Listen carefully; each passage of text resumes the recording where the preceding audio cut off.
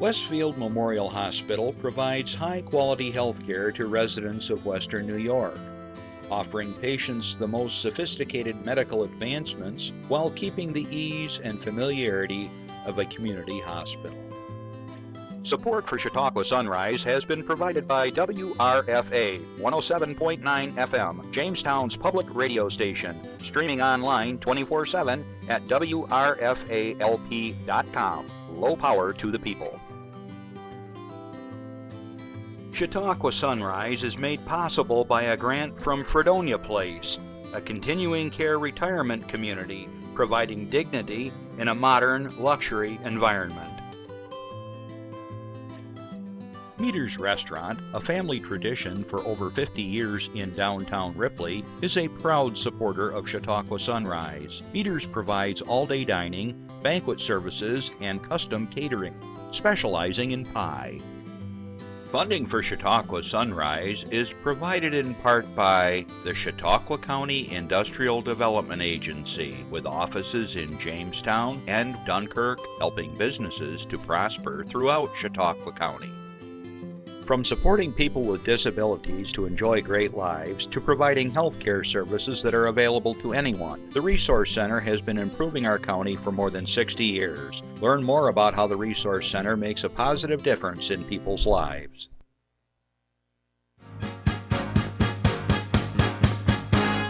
From the Access Chautauqua Studios in Mayville, it's Chautauqua Sunrise. Chautauqua Sunrise is hosted by Doc Hamels and supported by the award-winning volunteers at Access Chautauqua.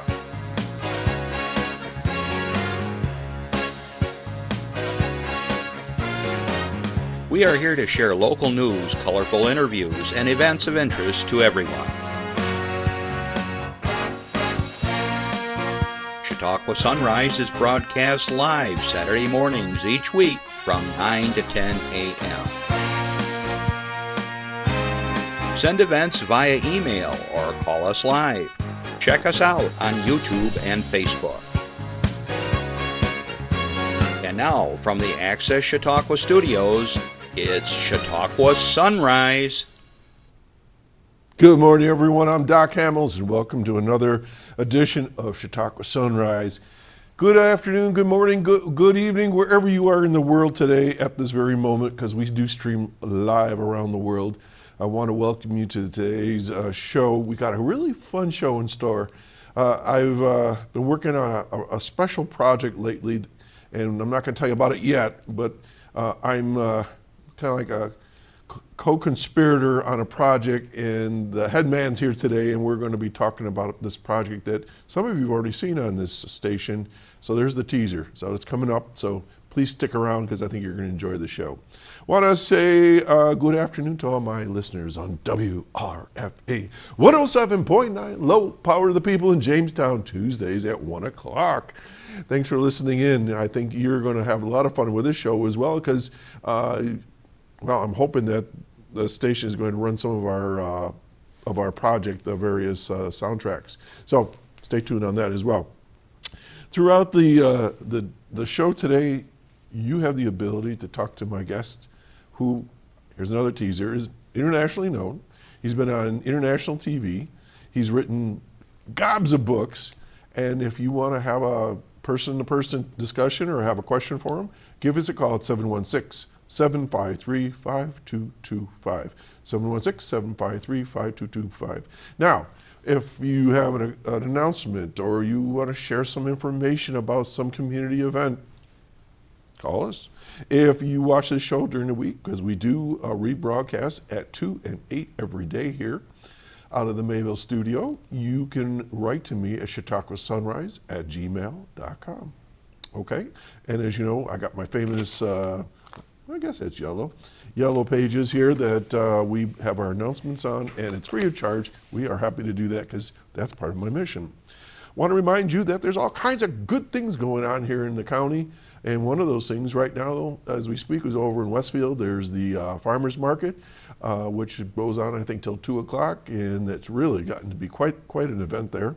I want to do a shout out to my friends in Mayville because we were chatting the other day, that they have their farmers market on Thursdays from 1 to 5. They have extended hours now because they want to make sure that everybody has an opportunity to get some of that good produce right after work, perhaps, or they can maybe sneak it on their lunch hour, but right here in Mayville. Kayaking, fishing tournaments, concerts, open air, whatever. It's just unbelievable. Chautauqua County's on fire right now. I mean, it's just things going on everywhere. And this is the best part of the year, as far as I'm concerned, is the summertime here in the county, because we have our friends coming in Chautauqua. We have our friends coming in on the lakes. I'll make that plural, because there's cottages just all over the lakes here in the area. So we welcome you with open hearts, and that you enjoy all that we share and enjoy throughout the year here. Okay? So other than that, I think I'm just going, my shout out to my friends in the Ukraine. Hey, looking pretty good, guys. Hang in there. We've been reading a lot about what's going on there. We only know what we know, but it sounds like people are starting to line up with you, and as well as here in America. So hang in there, and Natalia, say hi to all your friends, because I know you watch the show. Okay, so I have some announcements to share with you, and then my guest is waiting anxiously to come on. So let's just get right to it. Right today is the last day of the Gary Rodeo. Okay, they were here last week, so if you want to watch that show again, it's on air. It's on the Facebook page. The 78th annual Gary Rodeo. All right. And they've got great food there. They've got all kinds of attractions and things you can do. And I'm not going to go to the whole thing, but today's the last day. Okay, so Gary Rodeo. Let me get my glasses on because the print is a little small. So let's see what we got here. This is from the Chamber of Commerce. And as you know, Chautauqua Sunrise is a proud member of the Chautauqua County Chamber of Commerce, as well as the Mayville Chautauqua branch of the Chamber. So let's see what we got here. Next week, August 11th, okay, the Jamestown Cruisin' returns. This annual display of classic cars, hot rods, and cool vehicles draws the crowd, celebrating its 30th year. This spectacular event features a tremendous array of awesome vehicles lining 3rd Street and adjacent streets in downtown Jamestown from 5 to 9. Enjoy live music by the in-crowd. They're super. And support local businesses with food and beverage purchases. If you want to register your vehicle, it's only $10 per car, and you can sign up online, or you can pay in cash at the 3rd and Spring Street's spot check-in on the day of the event. New this year is the Chamber will be holding a People's Choice Award text contest during the event, so everyone can participate. So I guess you can go online and you say, I like this car the best. Jamestown Cruisin', sponsored by Cummins, Schultz Auto Group, Wegmans, 3C's Catering, Elegant Edibles Catering, Labella Associates Small Business Development Center, just a whole lot more. So there's plenty to do, once again, in Chautauqua County. Here's another one. This is just a note, just in general. As August begins, we collectively start to feel like summer is winding down in Chautauqua County, but that's not necessarily the case. Some traditional and popular summer events are happening right now, including the Lucille Ball Comedy Festival. We mentioned the Gary Rodeo and a whole lot more. Chautauqua Institution, the Lilydale Assembly summer seasons continue, and there are still festivals and events galore throughout the area to enjoy. Check out the Chautauqua County Visitors Bureau calendar at tourchautauqua, all one word.com, where you can find something to see and do in almost every community, almost every day of the week. Okay? Right now, Jeff, let's pop up, before I go any further, that graphic on the Sherman Days. Okay? This is another event, and I'm proud to say that I will be part of today. And they are featuring some music at the Sherman Historical Society, which is also known as the Yorker Museum. And there's going to be some dulcimer players, and there's going to be leather tooling, wool spinning, braided, rug making, broom making, that's kind of interesting, basket weaving. And then some of my friends will be playing music before me, Sean McCann from 12 to 1, Michael Gerholt, from 1 to 2:30, and I will be playing from 2:30 to 4. So that's Sherman Days, right in Sherman, New York, 2-day only. Okay, so great opportunity to have some fun, and they got food and all kinds of fun things to do there. So check it out today, Sherman Days. All right, and then moving ahead, movies coming up. All right, The Wedding Singer and Elemental to show at the Reg Linné Center for the Arts. Adam Sandler stars in The Wedding Singer. That's an older one. That's going to be held Wednesday, August 9th at 7. The ultimate master of ceremonies who guarantees all a good time until he gets left at the altar of his own wedding. This transforms him into a newlywed's worst nightmare, an entertainer who can do nothing but destroy what is supposed to be the perfect day. Luckily, Drew Barrymore is there to help him back on track. The Wedding Singer is rated PG-13. It's 95 minutes long. This special engagement is part of the Palace Theater Centennial Celebration. And then Elemental. All right. Saturday, August 12th at 2 p.m. It's an all-new original feature film set in Element City where fire, water, land, and air residents live together. The story introduces Ember, a tough, quick-witted, and fiery young woman whose friendship with a fun, sappy, go-with-the-flow guy named Wade challenges her beliefs about the world they live in. Elemental is a rated PG and is 105 minutes long. And this is going to be shown, as we've mentioned before, in a sensory-friendly screening. A lot of times they bring the lights up a bit, the sound is down a little bit, so little kiddos and that, it's not frightening or overstimulating.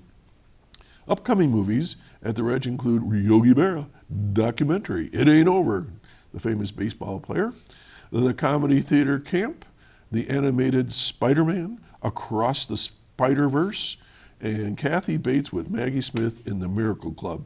Tickets are $7, and if you're interested, give them a call at 484-7070, and you can get your tickets. All right, there's a kind of a shout out to Midway Park, okay? I did not realize that they are 125 years old. Wow. Representatives from the National Amusement Park Historical Association visited Midway Park, and as you can see in the photo there, to recognize the park's historic significance in Western New York.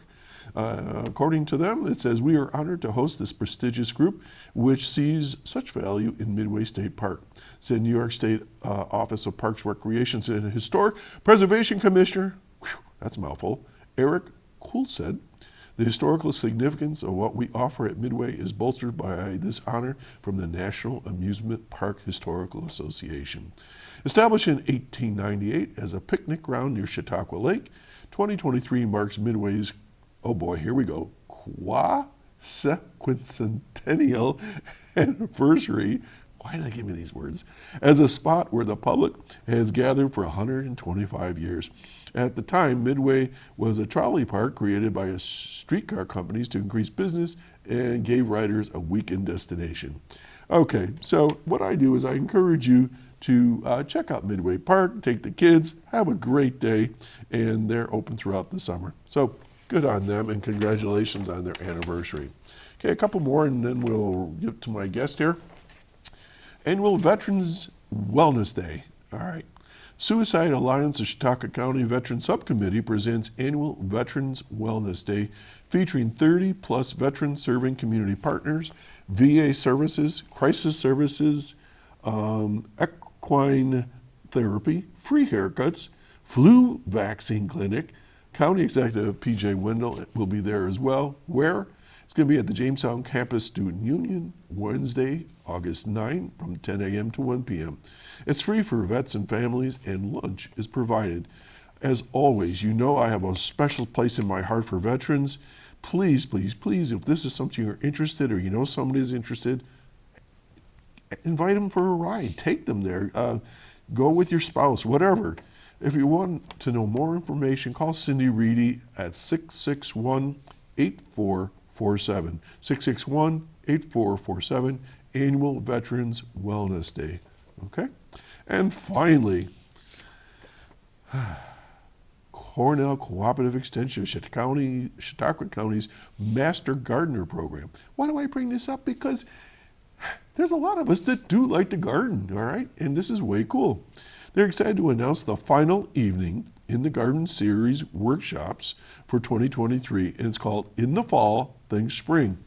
It's going to be held August 16th, a Wednesday at 6 p.m. Briefly, join the Master Gardeners for an evening in the garden and learn how to prep your garden for the winter and the next growing season. They will discuss how to divide perennials and the proper time to plant fall bulbs for a beautiful, showy spring garden.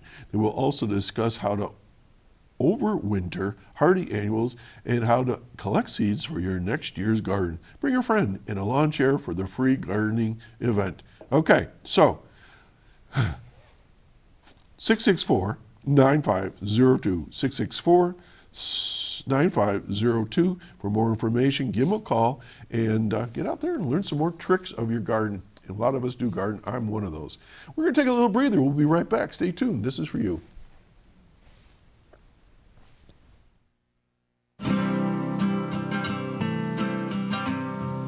Every day across America, excess food is gathered by a network of good people at local food banks, giving hope to millions of children who struggle with hunger. They've earned their wings, and you can too. Together, we can solve child hunger. Support Feeding America and your local food bank at feedingamerica.org. Not this summer, but the summer beforehand, we had our cousins from the Netherlands, Cor and Krista Hamels, and we were sitting around talking about our culture and what we watch on TV and so forth. And I happened to mention that I was interested in the Curse of Oak Island. And they knew all about it. They said they watch it all the time. And then I talked to other people, and the whole Curse of Oak Island, if you're not familiar with it, it's on a History Channel, but it's taken off. It's like 10 years old, and everybody that studies history just seems to be enthralled by the whole thing. Well, I got involved watching it as well, and I understood that one day there was going to be some guy named James McQuiston who was going to do book signing in Ripley. And I thought, well, that's pretty cool, but then it got canceled, or I couldn't make it, so it took a little while longer, and I heard about him again. Somehow or another, I connected with him, brought him on this show, and you've seen him here. Well, today we're going to talk about the project that we've been working on, and I want to welcome back my partner in crime, Jim McQuiston. Here we are. Good to be here. Yeah. Seems like we talk every day. Yeah, anymore. Jim, I really want to roll back the tape a little bit for people that may or may not be familiar with you and how you got involved with Oak Island. And then we're going to get into what you and I finally now refer to as Oak Island Plus. So what's your background? Well, as far as Oak Island goes, back in 2016, I sent them a single email about one item, which has now become a million items. But and they took interest in it, and it gelled to where I was on the show a few times. Actually, clips of me have been on the show 13 times now at last count. And I started writing books. The first two books they recommended because we traded so much information, and they said it's all going to get lost.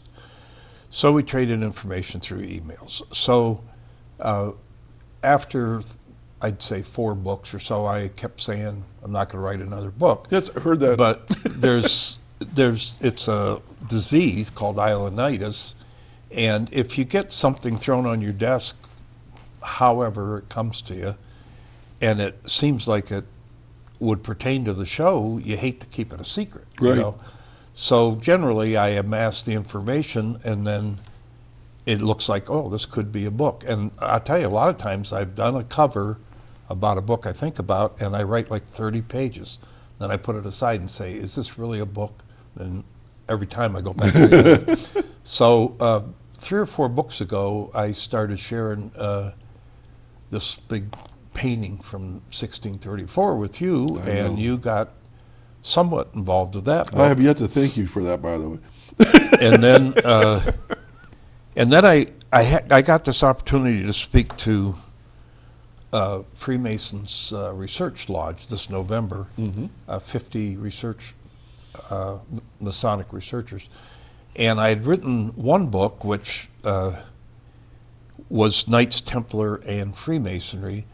But the more I thought about it, it's a good book on its own, but it focused about halfway on the Knights Templar, and I think what they wanted was that crossover moment when any remnants of the Templars became Freemasons or entered into the Freemason world. And I thought, no, I really have to do a better book. So I started on, I didn't have a name for it at first, but it turned out to be Oak Island, a Masonic Conspiracy. And with this book, you helped me a lot because I knew that you would have knowledge that I didn't have, not necessarily secret knowledge, Right. but just generally historic knowledge. And we both like to go down rabbit holes. Oh my gosh, yes. So we started, I think you said once we had 600 and some Oh my emails, gosh, yes. involved in this project.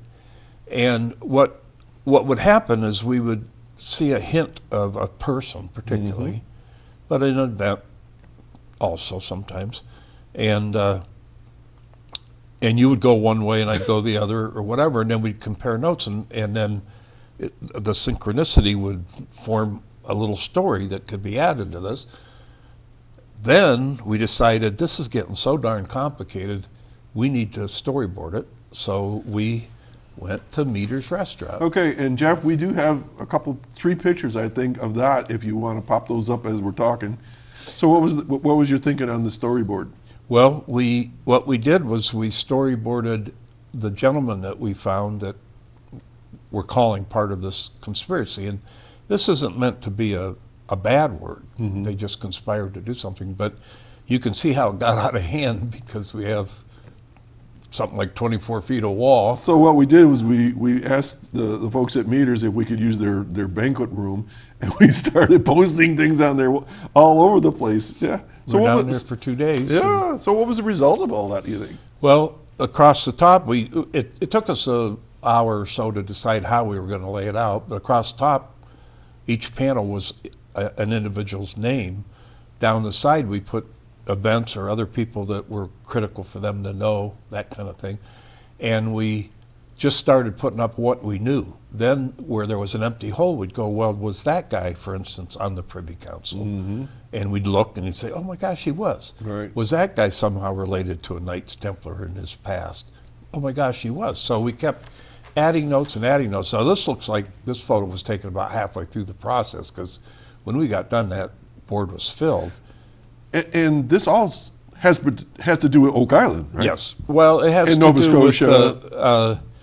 it has to do with the people that I think were involved in the establishing Nova Scotia, and more likely having something to do specifically with Oak Island. But what I mean is there's a connection to all Yes, that. It's just yes. not a separate. They all interconnect. So that was the first day we pinned stuff up. That was a long day. And Yeah. then the second day you started putting it into a database. Oh my gosh. But as you were doing that, we were realizing more holes that had to be filled, whatever. And so we were researching on the fly There you are. to Yeah. fill it all in. And so we came up with a substantial list of people. I think it's 12. I think it was an even dozen.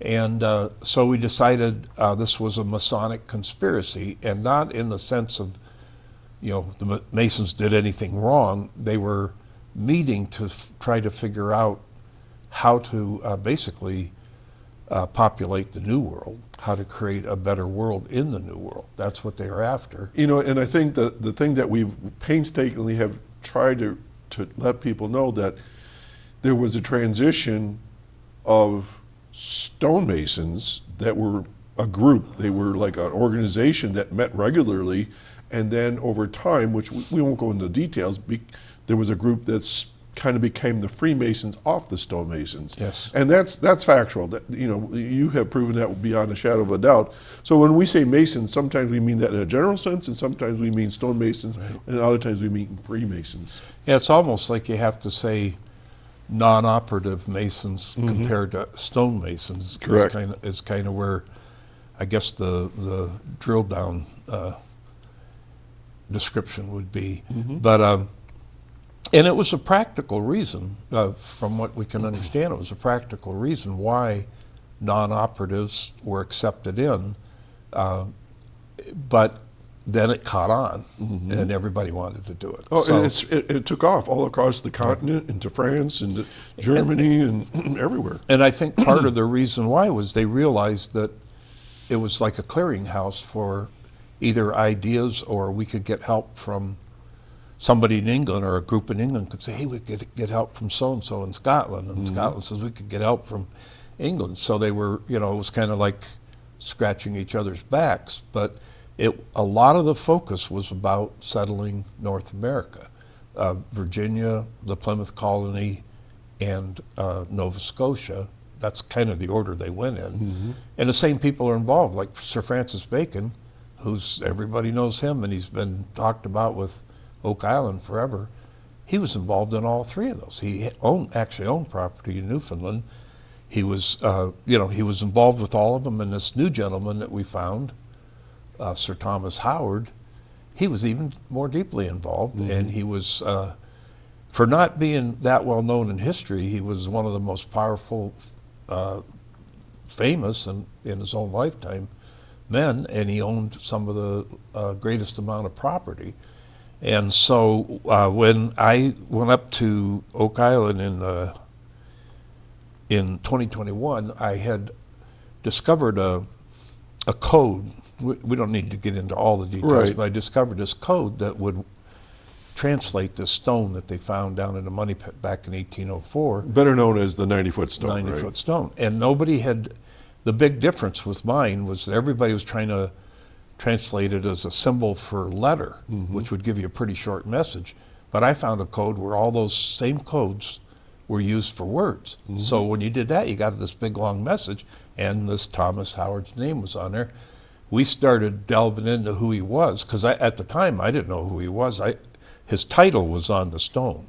I looked into the title, found out who he was. Here he was, this mammoth art collector, and one of the things we found out that he collected was inscribed stones. And a lot of those inscribed stones were buried, just like the 90-foot stone was buried, and it was inscribed. So we found a lot of connections. So after working on this book, which is this one, A Masonic Conspiracy, and these books are just jam-packed. You've read them, and you know that every page is like, Woo, it's a history lesson unto itself. And then we decided, I wanted to quit writing books after probably 4 or 5, just because it's a lot of work. And you have to proofread it. I have 2 or 3 proofreaders on each one, and you have to have the dates, because it's forever, it's whatever. And so somehow, I don't even know who voiced the idea first, but one of us talked about, what if we just filmed a monthly show? Well, we said there's so much to the story. There's so much that's not being provided on the History Channel, and we don't go to the island. We don't dig in the ground. We dig into the story, the history, right? Right. And there's so much to this. And it's not just about, oh, we found a piece of wood. And I'm not trying to be facetious here. But if we discover something, as you said, you go one way, I go one way, and we meet in the middle and go, yeah, here's the references. Here are like 3 or 4 areas that we know that this to be true. And I think that the show itself, I've been to the island, I think 15 different days, and they are producing a show basically for entertainment. Their contract with the Oak Island Searchers was, you can do whatever you want to search, we're going to film you, but we get to do whatever we want to put it on TV. So I could be literally, this happened, a 4-hour meeting in their so-called war room, table just like this with everybody sitting around it, and 15 minutes or so is used. And it has to be filtered too. There's somebody taking records of it, like a secretary. There's at least 3 cameras, sometimes more. But then it all has to be scrunched down, sent to Los Angeles, and some poor soul out there that's never heard of any of this in his life has to start trying to make it's getting the story filtered. out of it. It's getting filtered. And it's not just me, because on that show they'll have maybe six different things going on. So my 4-hour meeting will end up being 15 minutes or so. So what our idea is that we take a narrow subject matter, like this last one was a 90-foot stone, and we just spend a half hour to an hour. This time it was an hour and a half. But just on that and what's known about it and what it could be, which is a total opposite of what the Curse of Oak Island show is. And we have the luxury of doing that. It's just the two of us. We have everything there, working out of Innovation Studios, which is fantastic. We're Lakeshore Center for the Arts in Westfield. Yes. Yep. We, for two old guys, we've been learning some We took a 1 technology. hour. We took a 1 hour class from Jackie Phillips on that. There's part of the scene at the studio Yeah, there. That's just recently where we actually work, and we'll talk more about that.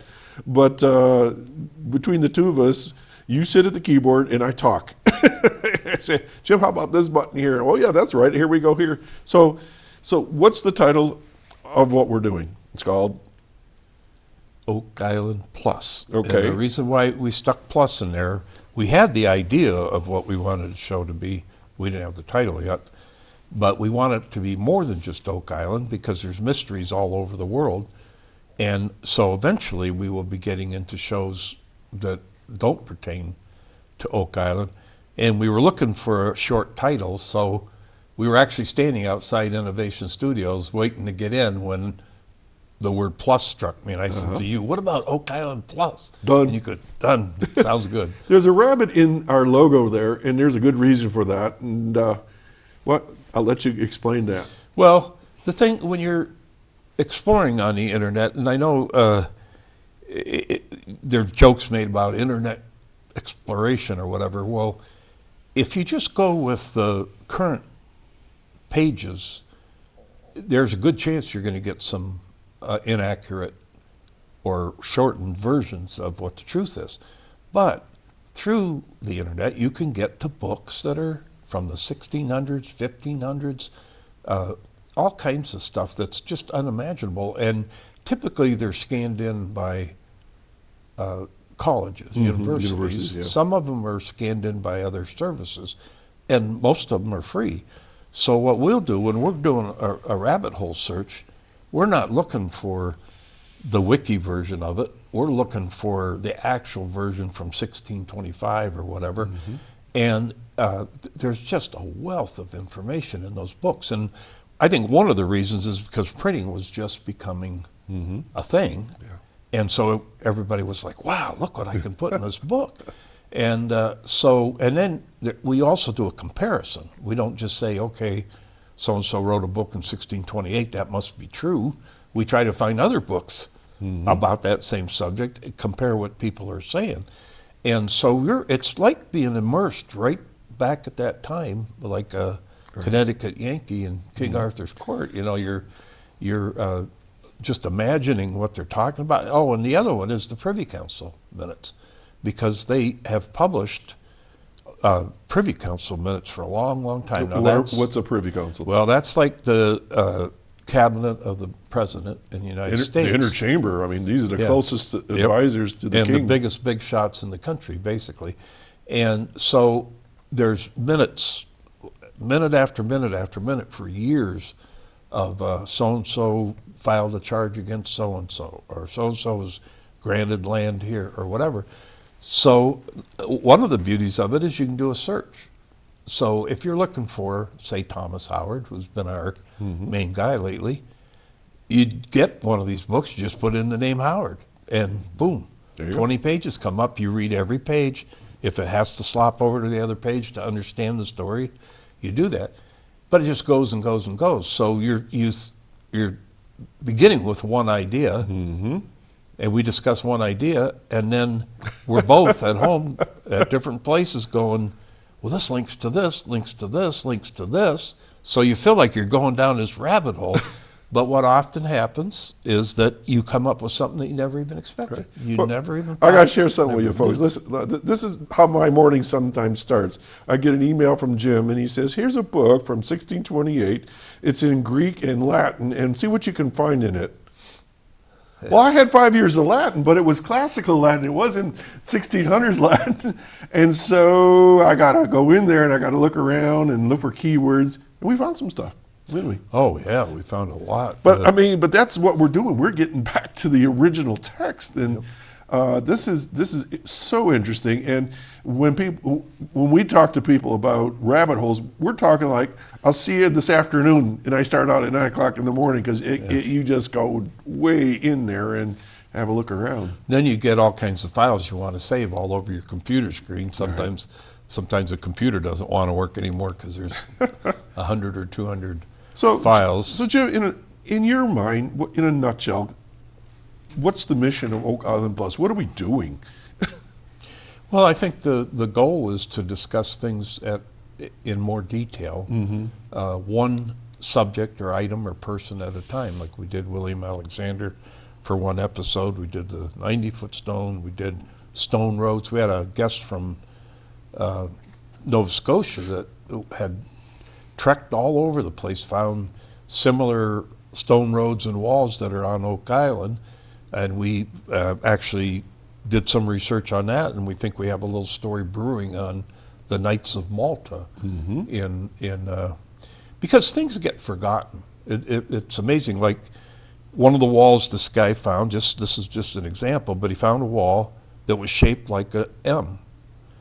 It was at a place that's called Port Medford. But you look into Port Medford, it was originally Port Malta. It was named after Malta, and Maltese were never in Nova Scotia, so it was the Knights of Malta, and Which that was a branch of the Knights Templar. It was Right. part of,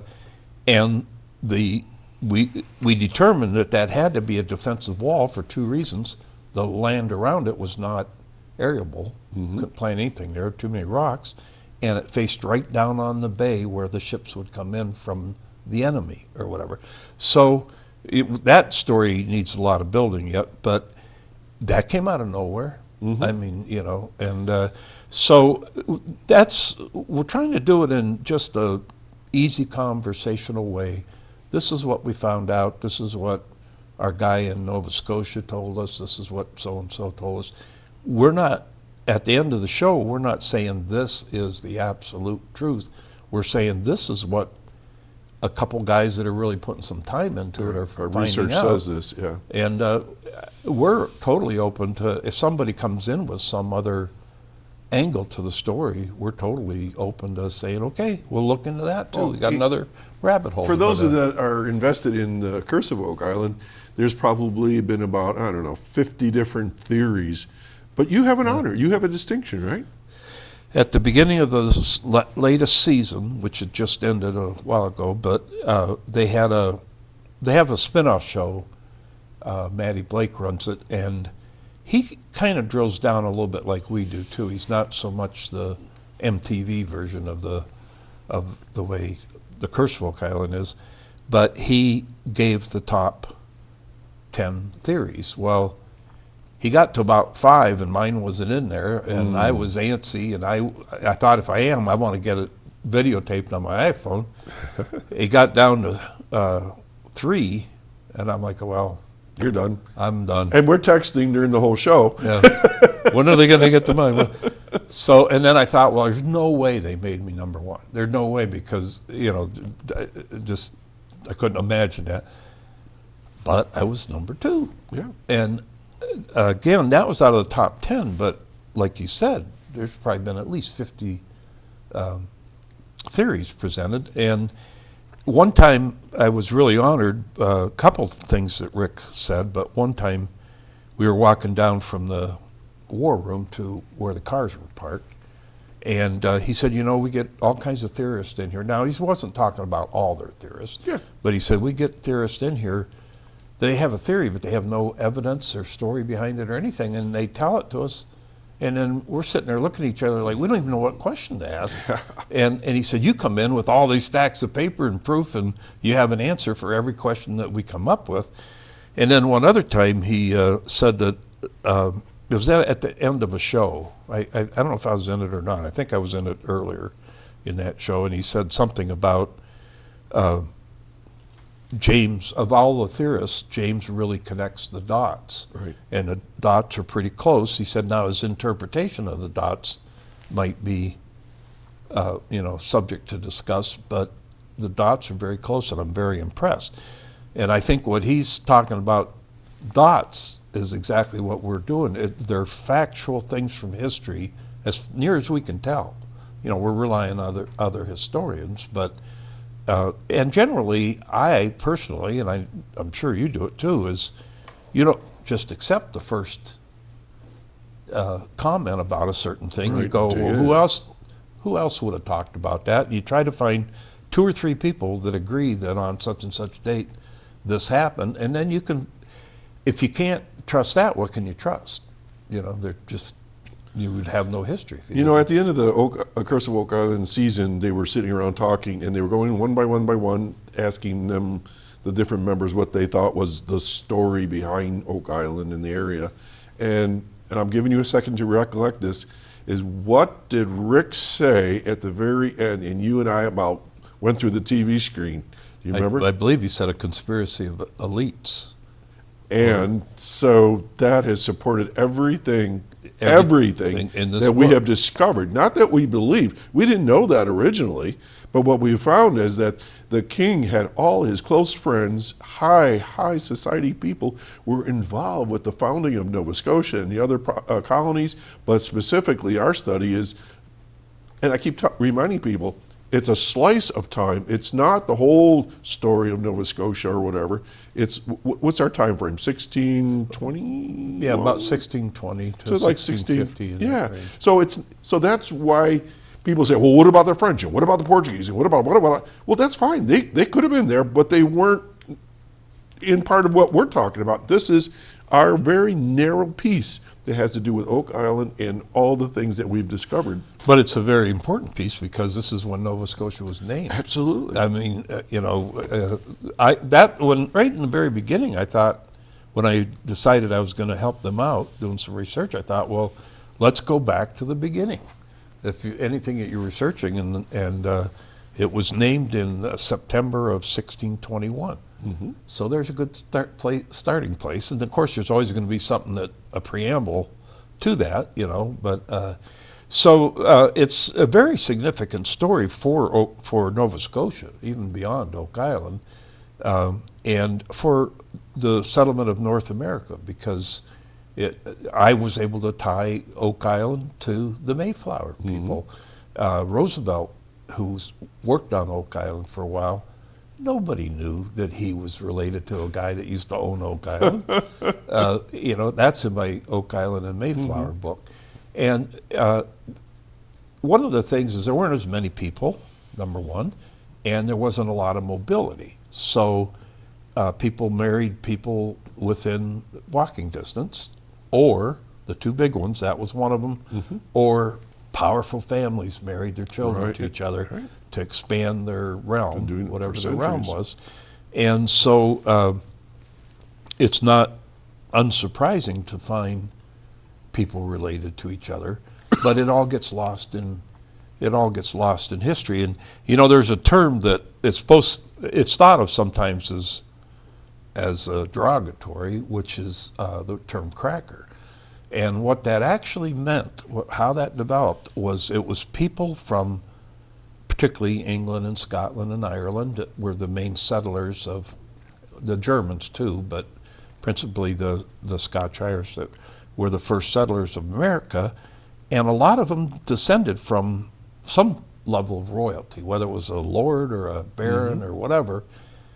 But when they came to the realities of living in America and having to chop down trees to be able to plant and have people attacking them, other nations or other native nations, all that went out the window. Who cares if your great-grandfather was the the Laird of Glencairn or something. It means What are nothing you, here. what are you when going to you're- eat tomorrow?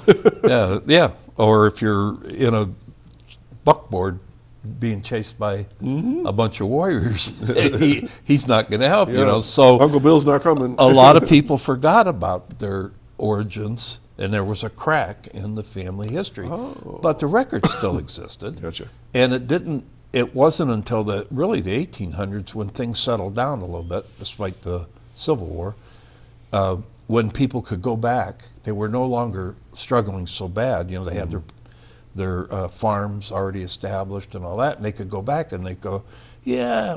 Grandpa would say, yeah, sonny, let me tell you about what it was like in the old country, And so that's actually where that term came from. Now it's been used to be derogatory at this point, but a lot of people forgot. And then there was a tremendous resurgence in the 1800s. That's when everybody started going back and looking at records, traveling back to Scotland or Ireland, going to the churches, leafing through the documents. Oh, there's my great-grandfather, whatever, building these stories. Speaking of that and rabbit holes, and tell me if I'm wrong, but as we've been going through the research, we come across lots of miscellaneous stuff. And at least on 3 occasions, we found links back to the islands of Great Britain for the Washingtons, the Franklins, and the Hamiltons anyways, for sure. Oh, yeah. And it's like, what? Like Washington's great-great-uncle was part of the whatever, and Franklin was da-da-da-da. Yeah. And then we overlay over all of that the Freemasons. And it's like, this is incredible. In fact, I was thinking yesterday, I don't believe I had any brain cells left, but I was thinking about future shows, and I thought, one show would be just Franklin and Washington and how they connected to all these people. Yeah. The gentleman that we think stole the treasure, his last name was Strachan, or some of the family pronounces it Strawn. But there's George Washington's record of becoming a Freemason, and right above him is James Strachan, and then George Washington. Right. And when another little anecdote is when Charles I wanted to marry a princess, he was originally going to marry the Spanish princess, but the arrangement was too difficult for him. But he went there with one other guy, traveled in disguise across Europe to get there. They got in trouble. So they had to send, King James, his father, had to send a contingent to save him. One of the guys was Tom Washington, like the great-great-grandfather or whatever of George Washington. Unbelievable. And so you're seeing all this stuff as like, it's one continuous story. And people think, well, Nova Scotia's in Canada. What does that have to do with us? Well, originally it was all part of the colonies, and there was a terrible fight at the end of the Revolution to keep Nova Scotia as a state, because everybody knew that was the gateway to America. You have the Gulf of St. Lawrence at the top, which would give you access to the Great Lakes, and then you come down along Cape Cod this direction. Yeah. So it was, Newfoundland was too far up, but Nova Scotia you was come just right right. over to Nova Scotia and right down to these places. It was like the gateway to America, and everybody wanted it. I wanted to talk a little bit about the process that we use, because you and I mentioned, took a 1-hour class, and that's the extent of our technology lessons since we've been developing this. And now, folks, as you're listening, you might say, what are you talking about here? We're talking about the fact that we have now produced 4 video podcasts, I think that's the correct term, that are on YouTube, and it's called Oak Island Plus. But so here we are, 2 guys, we've been doing all this research, you've written these books, I worked with you on some of them, and we come up with this idea to do a film. And so we talked about perhaps coming here, and then we talked about the Innovation Studios at the Lakeshore Center for the Arts, and that's where we kind of landed. So kind of walk people through the process, because once again, we forget when we pick up a book or we watch a video, there's hours of work behind all that. So go for it. Well, they had a nice studio set up there as far as videoing, and so we tried a few things till we got it down to what we thought would work. So we begin our episodes by filming filming the intro and the voiceover, even if we're going to eventually put photos in, which we do a lot of that. But we'll There you are editing. yeah, I'm editing. So you have the raw film on little SD cards. You have to load that into the computer. Then you decide where you want the photograph based on our vocals about it, because we're looking at copies of the photos as we're talking. So we decide, okay, put that photo right there, and then you can stretch out the timing of it to try to fit. We're trying to fit our talking with the photos.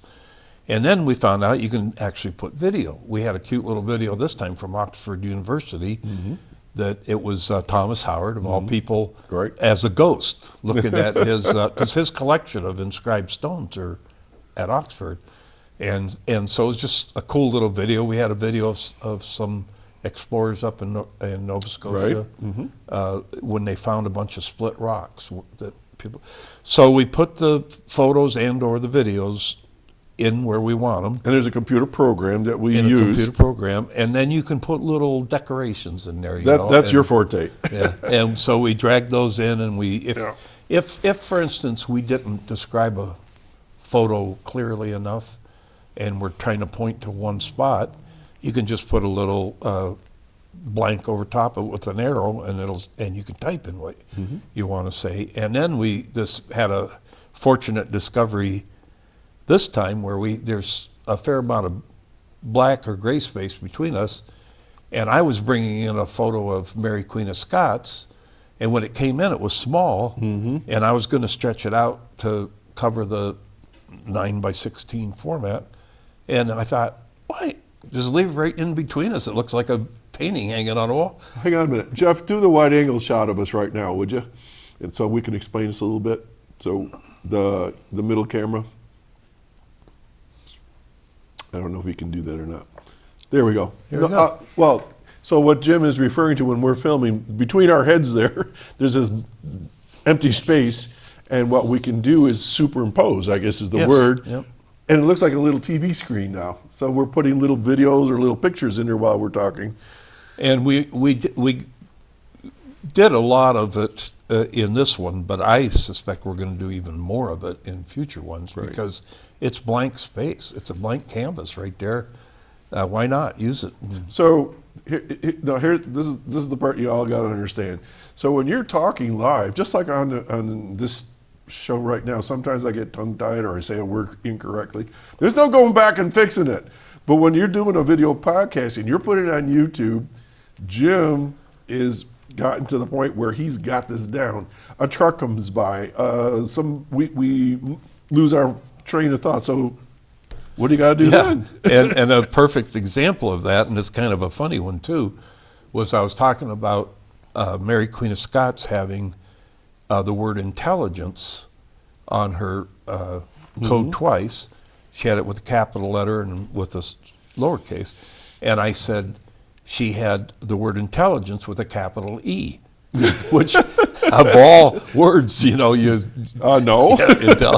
And then I said, and then I just took a breath and I said, she had the word intelligence with a capital I. So I knew when we came down to editing, I had to find that little spot of the intelligence spelt with an E and get it out of there. So imagine now you are looking at a sliver that you would use like tweezers, but he's got to do this on the computer on the screen this big, and you got it down. So it's pretty fascinating. We've been learning, and it's amazing, really, because 4 episodes ago, like you said, we had one class, but it was a standard, simple class, and we've taken it way beyond that. But I know that we can go way beyond that. That's the thing. We're just we're still novices, but we're doing a pretty darn good job. And again, this last show was 1 hour and 20 minutes, and it went as quick as the show before that was only like 45 minutes because of the learning process of it. So we had this little bit of a theory about the whole process that when the Curse of Oak Island went off for the season in whatever it was, June, May, that we were going to fill the void with information. So far, is it working? Well, we have we had about 8,300 views total views when I walked in the studio. Right. It's but we growing. know for a fact that we've got at least 25 more, but I suspect if we would check now, we'd have about 100 more. So it's growing in leaps and bounds. We've got between 300 and 400 subscribers. We're getting comments, which is really nice. We're getting comments on the YouTube. See, all the shows are on YouTube, but you can access them through our Facebook site, which is Oak Island Plus, or through our website, which is oakislandplus.com. And then you'll see all 4 shows, and eventually there'll be 400 and some like you have. Right. And click on the one you We're want going to do watch. 400 video podcasts? Oh, my God, I'll be 100 years old. Yeah. But, so we can't keep up with how fast it grows. Yeah, it's unbelievable. And I want to do a shout out to the people that do watch the show. And we had a guest, a couple guests at the studio, and we've got Jim talking with one of them, Jeff. If we pop up those pictures, and this has an interesting story. Very interesting. Okay, there's the one. All right, so go ahead and just hold that picture for a minute. We are now at Lakeshore Center for the Arts at the Innovation Studios, and I'll let you take it from there. Well, the lady standing beside me there, they came for a visit. Valinda. Surprise visit. Her name's Valinda. And her cousin. And she is not only descendant from the Millers and Edisons of Chautauqua Institute, she's also an Alexander. She actually got her name Valinda from a Valinda Alexander a few generations back. William Alexander, once again, was the guy the proprietor of Nova Scotia. Founded Nova Scotia, Yeah. the guy that's all part of our storyline. So, we were pretty surprised that we would have an Alexander pop in. It's very cool. But then when she was telling us you about are. Edison and Miller, and I knew, because I used to frequent Chautauqua Institute a lot when I lived in Mayville, and I knew that whole story of them, the Athenaeum, how he was the Edison he wired it. and all that, and I actually saw the Miller cottage and all that, and she was part of that story, but she also was part of the Alexander story, and that's why she wanted to come see us, because she wanted to say, and she hopefully down the road will provide more information. It was a quick visit. They just popped in real quick. And the thing is this brings the story right here to Chautauqua. Yeah. I mean, just a couple miles down the road from where we're sitting. So it's just way cool what we do with this video podcast. Jim, we got about a minute and a half here. So how about there's Randy in the studio. He helps us out from time to time. And we have Jackie Phillips, who's been our mentor and guide in a lot of this. So how about a wrap-up discussion on Oak Island Plus? Well, I think that it became even more than we had hoped for, and certainly when you start out thinking you're going to have a half-hour program, then you have an hour-and-a-half program. Our goal is going to stay the same, to take individual people, events, items, whatever, and we're going to drill down the rabbit hole on them, and we're going to present our information. If we have to go back and revisit a subject, we will. We have no problems with that. But I can never see us running out of information, because just the information I have in my books, I've got 10 books, and they're packed with many stories about many people and many items. So we're just taking whatever seems to stick its nose right in our face and saying, okay, that's the one we're doing the next time. And we've got some things lined up, some good things lined up. All right. And when we finally get exhausted with Oak Island research, then we're going to go on to other really cool, there's Randy again, other cool stories that are here in our region. And I'm not going to go into all of them, but there's really cool things to talk about that are historical. Jim, thanks for joining me today. I know you've been a really busy guy and doing a lot of editing. Yeah, I know we're both busy people. Folks, I hope that was of interest to you. You're going to be watching another episode of Oak Island Plus probably in the next week or so right here on Access Chautauqua. So thanks for listening. Thanks for viewing.